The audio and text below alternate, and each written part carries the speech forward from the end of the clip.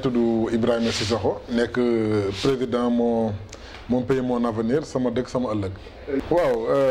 vraiment l'heure waxtu bi moom jamono bu ñu toll nii moom ëpp na jégg na dayo sax daanaka parce que soo xoolee bu ma déggee déjà 2 cas ak bu may dégg juróomi cas daanaka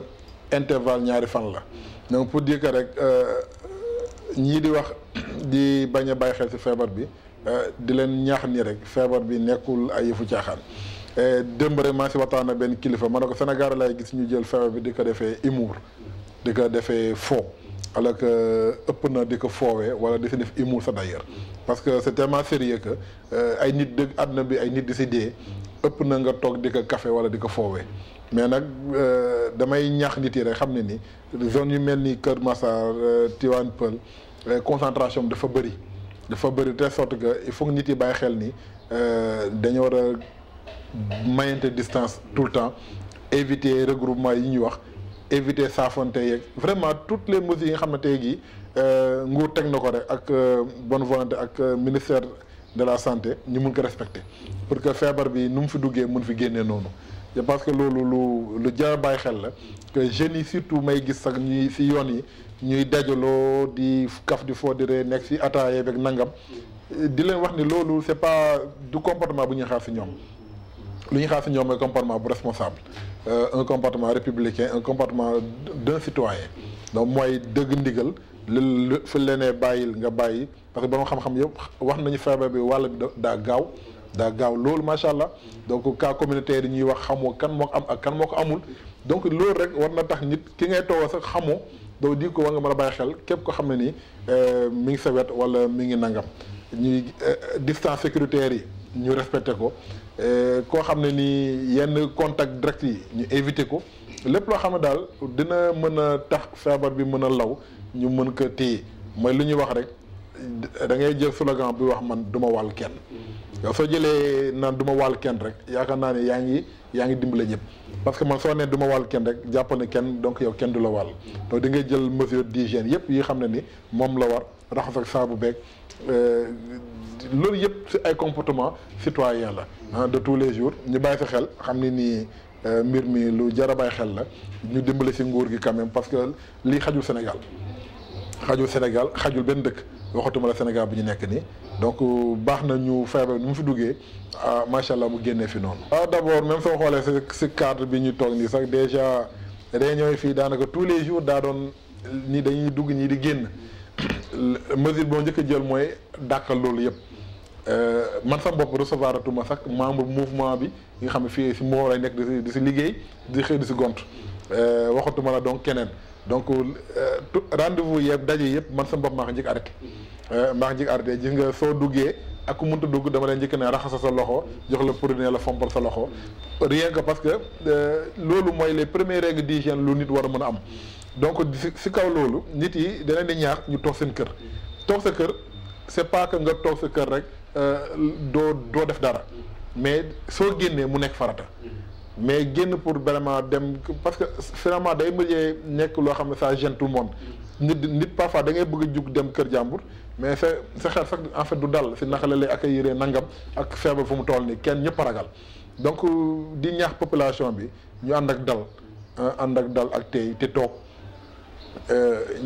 ñaan maintenant ku si am soxla boo xam ne ni soxla boo xam ne mënul ñàkk nga dem doxe ko éviter le maximum de contact si mbedd bi soo paree soo duggaate sa kër lu médecin yëpp wax xam nañ ko raxasaatal say loxo raxas ak eau de javel ak ndox ak saabu yëre yi nga soloon summi ko daal yi nga soloon summi ko au moins nga mën a amaat sa kër nga bañ fa dugal lépp luy xeetu jàngoro loolu je pense comportement de xam parce que nit fii dañoo taam su duggee sa kër sa doom yi dañuy daw laxasu la alors que si mbedd bi nga jógee donc ñi nga bàyyi sa kër aussi ñooñu il faut nga aar leen mu parce que soo génnee porte bi ngay laal buntu bi ngay dugg carapé bi ngay téye pour yéeg loolu yëpp ay contact la donc nit war nga mën a bàyyi xel environnement boo mu nekk rek yaa ngi def contact te contact boobu soo ko dugalee sa kër musiba la voilà donc di leen ñaax vraiment yu bàyyi xel bu baax a baax xam ni àdduna moment bi day jàll mais ñi si gën a diñ ak ñi si gën a ànd ak dal incha allah ñoo si am chance gën si mucc. waaw man ndimbal état bi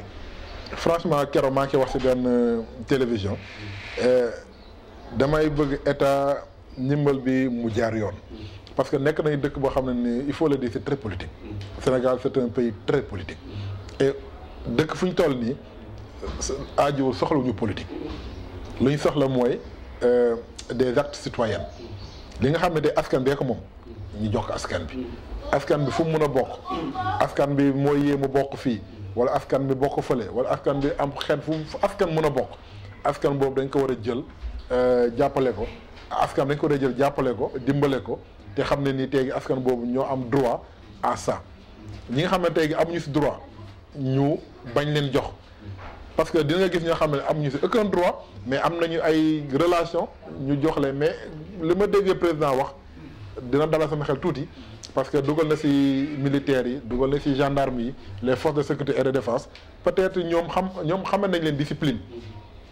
xame nañ leen rigueur xame nañ leen discipline de telle sorte que pour man ñooñu si nekkee il y aura moins de bavure dina am plus de transparence si lu ñuy def donc di ñaan rek ñi nga xamante gi ñoo yellool joxe ndimbal boobu ñu xool seen diggante ak yàlla seen diggante ak seen borom ñi koy yellool dëgg ñu jox leen ko si jekk ak teranga mu bañ a am leen loo xam ne dafa lëndëm si biir. parce que c'est très important tey jii soo déggee Tivaouane Peulh xaw ma ñu ngi waxee si olof mais 3077 ménages quand même nga jox leen ko dina wàññi lu bëri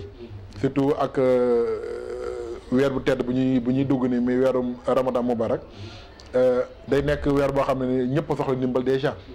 ndimbal day gën a bëri donc nga mu ñëw tombé xeetu feebar bi kon loo doon joxe benn ñaar ngay joxe ku doon joxe benn ñett joxe ñeent donc loolu damay ñaax rek autorité nga xamante gi ñoom la yàlla jagleel mbir mi ñu bàyyi fi xel xam ni fu mu tombé baax na parce que askan bi soxla nañu lool ndimbal surtout Tivaouane Peulh ñàgg moom ndóol bi dafaa jéggi dayo mën naa ne Tivaouane Peulh ñàgg moom daanaka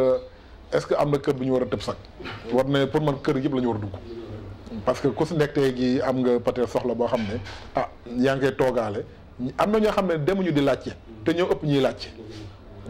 li ñu naan faxiir ñooñu ñoo ëpp tey gi ñii di dem di laaj te ñooñu tey gi da leen war a di bàyyi xel am na ñoo xam ne seen dignité may leen ñu tàllal loxo il faut que nit nga bàyyi xel ñoom lépp pour mën a dimbale ñëpp. waaw ren moom incha allah jàppale bi dina am ba tey mais format bi rek moo changé. format bee changé parce que dañuy bëgg a xaar d'abord état ndimbal état ñan ak ñan ñoo si am ak ñu si amul. am na des jeunes yu nekk si terrain tey gi dañuy defal recensement. ak yenn xeetu association yi ak groupement de femmes nga xam ñi ngi liggéey ak ñoom ku si nekk wax nañ la xoolal sa quartier nga xool ñi nga xam ne ñooy yellool ndimbal que ça soit daara yeeg que ça soit néew doole yeeg